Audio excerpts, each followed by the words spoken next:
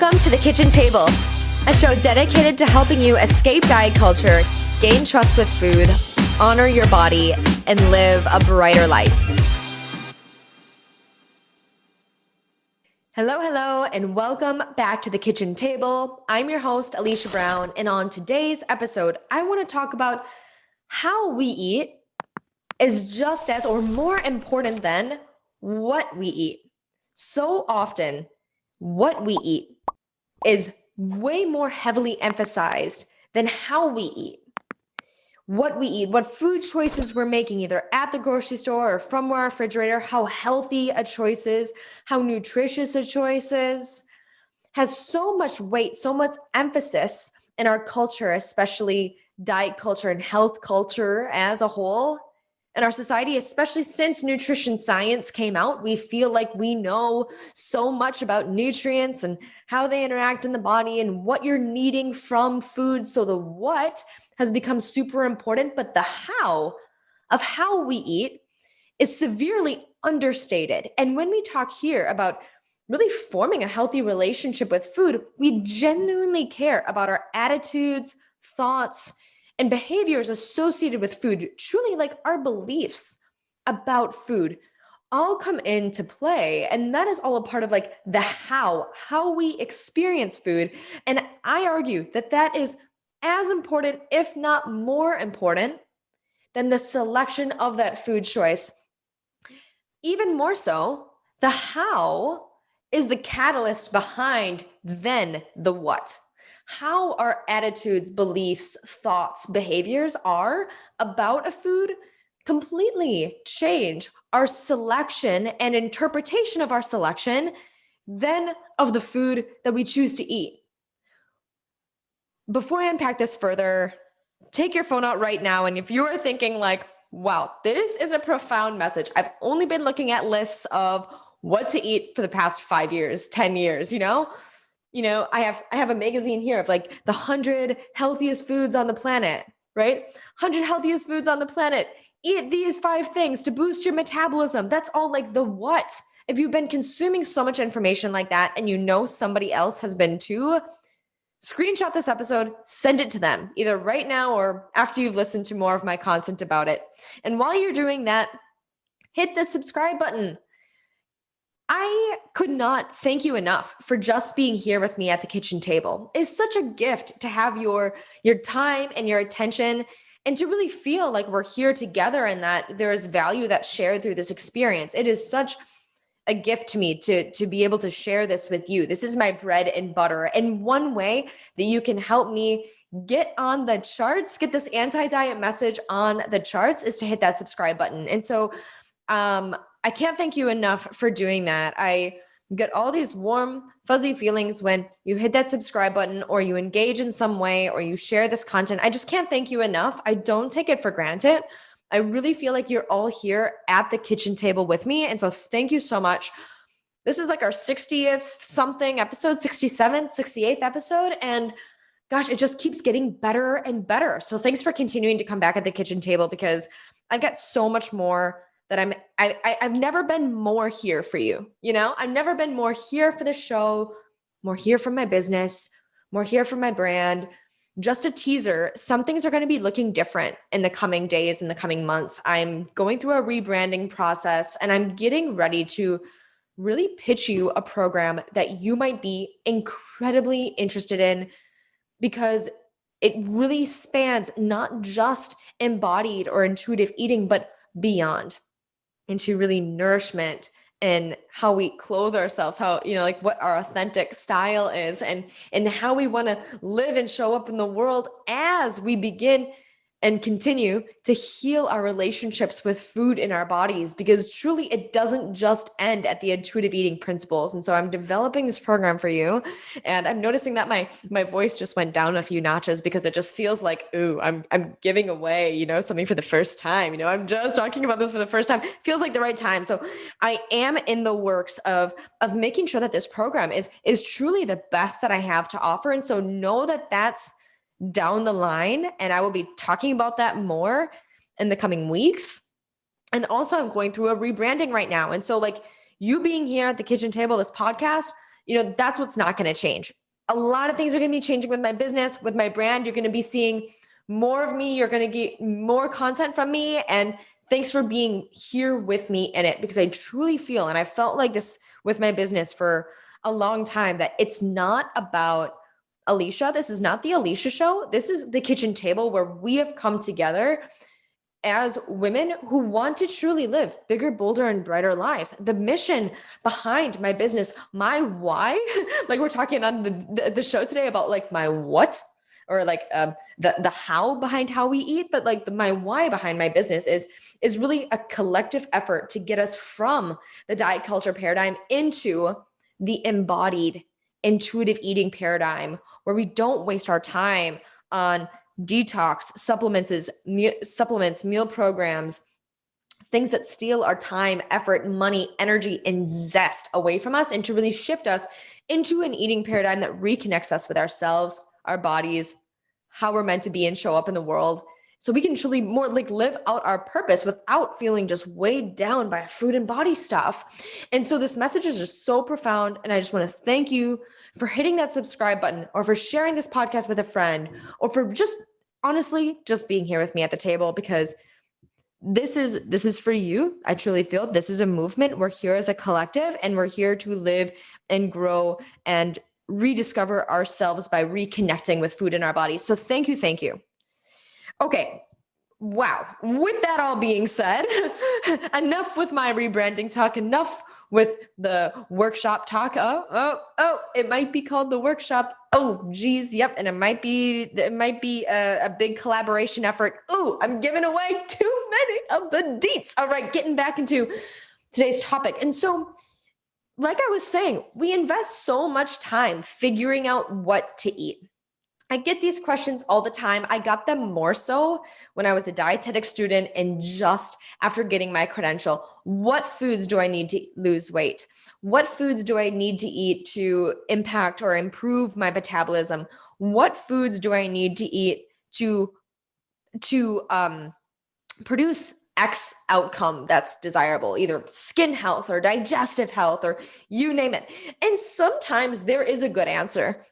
Fiber, great conversation when we're talking about digestion with a bunch of nuance. Metabolism, just eating enough, great conversation starter with a bunch of nuance.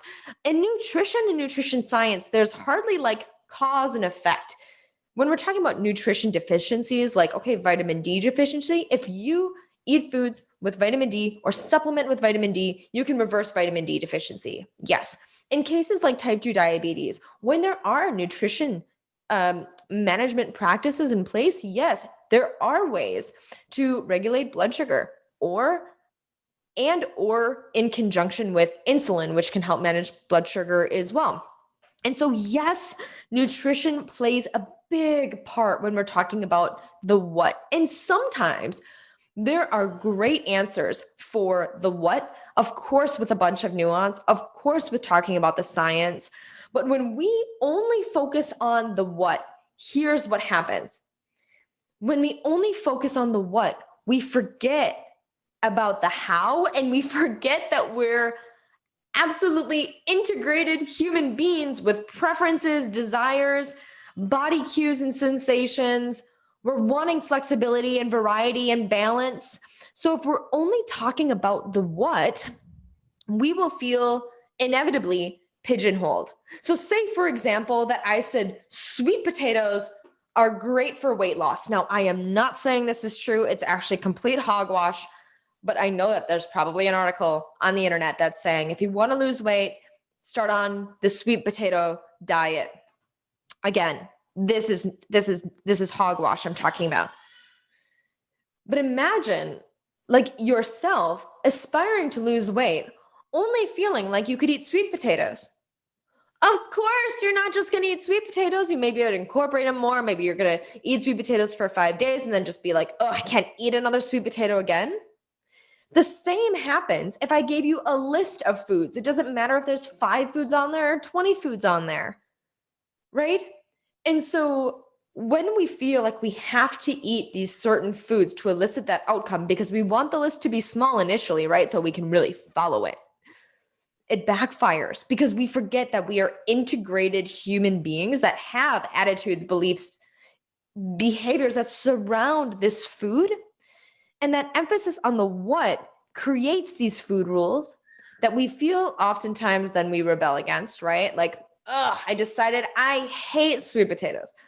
Or, sweet potatoes, they're not practical for me in my region right now. They're not accessible. Now, what do? I can't be healthy, right? When there's so much focus on the what, we're not able to get the variety and the balance that we need and, and need from a satisfaction standpoint. Because you are a human being that deserves to be satisfied. So when you're reading these lists of what to eat, what if that doesn't sound good to eat right now, right? Like, does that mean that you're not healthy? Right? What stories do we have if we don't eat the foods prescribed? The how is so important. So when we talk, and this is how I work with my clients, and when I really talk about building a relationship with food, we take all of the pressure out of the what. And we say, okay, you can actually eat any and all foods. This is yourself granting yourself permission, truly unconditional permission to eat any and all foods. What happens when we do that? We eliminate the what. The what no longer matters. We're only talking about the how now. Now, after we've eliminated all those food rules, after there's no conditions placed on what you're going to eat by like a diet or by the healthiest food list or the clean skin list or the clean eating list, once those rules are gone, then how do you approach that food? Interesting. Then what prompts your decisions? Oh, instead of looking externally, you'll have to look internally. You'll have to assess internally. What do I really want? What does satisfaction really feel like? What sounds good to me to eat right now? And then after we do that for a time, we're able to then ask questions like, what would feel really good in my body to eat right now? When is the next time that I will be able to eat? Do I have to hold myself over for several hours? I might want something that's a little bit more dense, a little bit more filling, so I can hold myself over for a long period of time. Or do I just want a snack? What is the volume? Like the actual density of the food like? Do I want something like popcorn, or do I want something like, I don't know, an avocado? Something that's actually like more airy or more filling. We can actually get into the nitty gritties of what satisfaction looks like. And at that point, guess what happens? Balance, variety, nutrition, etc. All of the things that we think won't happen by just focusing on the how, the what completely falls into place naturally, or you could say intuitively. That's where this intuitive eating mantra comes in. And that's where embodiment is the practice that helps us get from the how to the what. So being embodied in our food experience, being able to ask our body, get out of our heads and ask our body the question of what sounds good to eat right now. You might tap into your logical brain to ask you a bit of that. But you're gonna have to ask your body as well. Your body wants to know what might feel good to it right now, right? So it's this blend of this mind body, you have this mind body connection, and you're asking yourself all these questions, and your thoughts are going from your mind and going down to your body and coming back up. And you're able to use and leverage that embodiment practice by asking yourself those questions, by tapping into your body, its sensations, its desires, based on what's available to you, based on what your schedule looks like and all the practical elements of that. You're able to get to the how. Oh, I'm sorry. You're able to get then to the what. You're able to get to the selection of the food based on the how, your approach to food. So basically what I'm saying is that if you are looking for lists of what to eat to be healthy, the approach to that is wrong. The how we eat is just as, and I argue, even more important. How we're approaching that food, what our relationship with that food looks like. Because if we don't assess the how, our what our emphasis on the what could continue to damage and deepen that damage of our relationship with food, because we are delaying the connection that we could have with the body. We are impairing, we're not allowing the opportunity for our mind and our body to connect. And of course, we're looking for those what lists, right? Like we want to cure ourselves. We think everything's available on the internet. We think that, like nutrition information should be the answer. Somebody's had to figure this out already, right? That's where nutrition information will never be enough. That's where nutrition science could never do enough because you have a unique body and ability to connect with your body. And so that is your superpower when we're talking about your relationship with food. You are able to connect with your body. And right now, maybe this seems completely foreign. Maybe you're thinking like, I just need the what list because that seems so much easier than connecting with my body. And I completely understand that. However, there will be a piece missing. If you listen back to Thursday's episode, we talk about that. Nicole Alyssa Morse comes on the show and she talks about how truly like when we're missing that connection, that intimate connection and relationship with ourselves, to desire to really more deeply nurture ourselves by just focusing on the what, just focusing on the tell me what to eat. We won't be able to really nurture ourselves in a sustainable and life-giving and empowering way. We will always feel dependent and dissatisfied. Ooh, that just kind of came out and hit me a little bit. We'll always be dependent on more nutrition information and dissatisfied physically, mentally, and emotionally with the outcome of that experience. How can we achieve true satisfaction, deeper nourishment, and the ability to self-nourish, to rely on ourselves, to meet our own needs? We have to tune into our own innate ability to attune or to listen to our body. So that's where I'm going to wrap up today on the show. Thank you so much for listening. I hope that you're as excited as I am to learn more about the workshop, the program that I'm developing. I hope you're excited for, some fun changes to maybe happen with the business and the brand soon. You can follow along on the journey at aliciabrown.rdn on Instagram. That's Alicia, ALICIA.Brown. I'm sorry, aliciabrown.rdn on Instagram. I just had like this brain moment. aliciabrown.rdn, ALICIA brown.rdn on Instagram. Follow along there, screenshot and share this episode with anybody that you feel could benefit from the message shared.